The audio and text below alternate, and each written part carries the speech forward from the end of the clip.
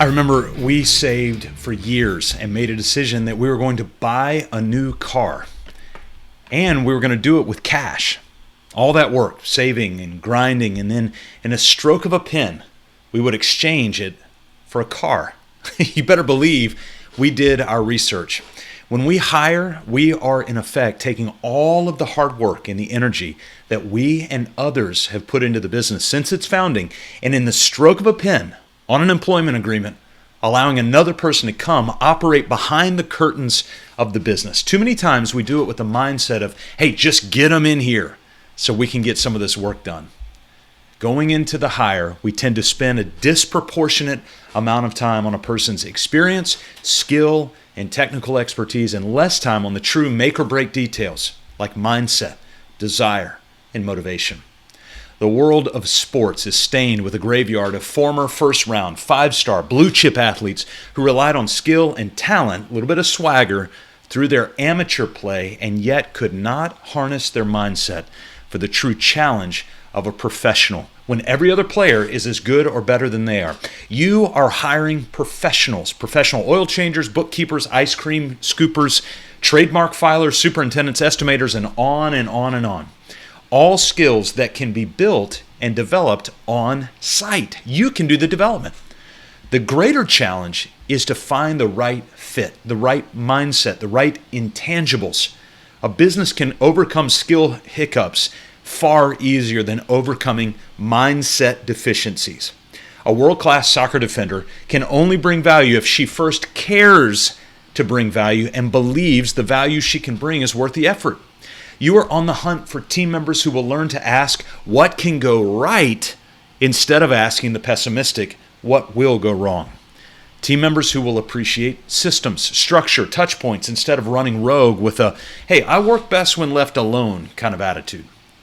Testing for skill is much easier than testing for mindset. Testing for skills simply provides your candidate with an actual task to do related to the job that you may hire them for and then pay them for their time. It's a novel idea, but really it's not that revolutionary. Testing for mindset means you pay attention to all of the intangibles surrounding the test project in relation to how they accomplished the task. Did they ask questions? Were they on time? How did they utilize or interact others? How did they communicate? Here's the problem. How do you objectively evaluate the subjective motivation of another person? Business owners are best served when they can hold tangible evidence in their hand of feedback. That is something that we can put in our hands, numbers, metrics that are tangible so that we can be provided by the candidate and by people who know the candidate well. So there are three things you should do during the testing and assessment phase of the hiring process. First thing, you should administer some sort of challenge to the person you're about to hire. If you're hiring a bookkeeper, have them reconcile an old set of books.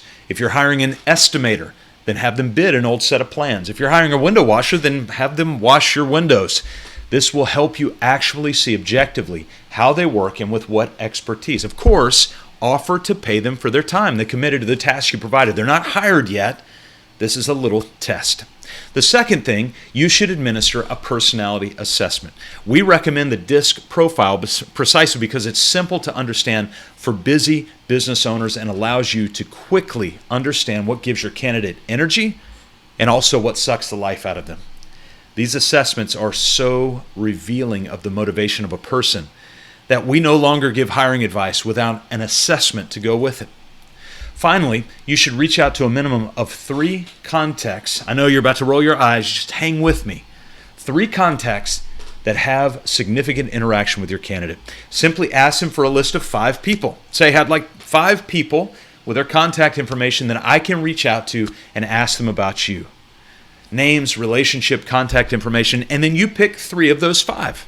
You may think, well, what a waste of time, right? They're just going to have me call all of their friends. They're just going to give me a round of 5 homers.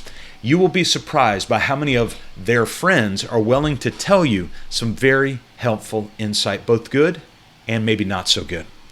Do not overlook any of those 3 steps, whether it be reaching out to the contacts or the personality assessment or administering that small little challenge. They will take time and they will give you irreplaceable insight into both their technical skill and the emotional intelligence so you avoid bringing a fixed mindset of pessimism when you need a growth mindset of optimism for the mission of your business. Do you have a healthy business? Are you a healthy business owner? You can take the quiz right now. Just go to mybusinessonpurpose.com/healthy for the Healthy Owner Business Assessment. It's a beautifully designed assessment to walk you through different categories like vision, mission, values, clarity, and implementation. Also, the dynamics of your team, personality, and a variety of other general categories to help give you a score of the health of your business. Once complete, you'll have the range of your score along with an explanation video to help you understand some next steps into being liberated from the chaos of working on your business. So go to mybusinessonpurpose.com/healthy to take the assessment right now.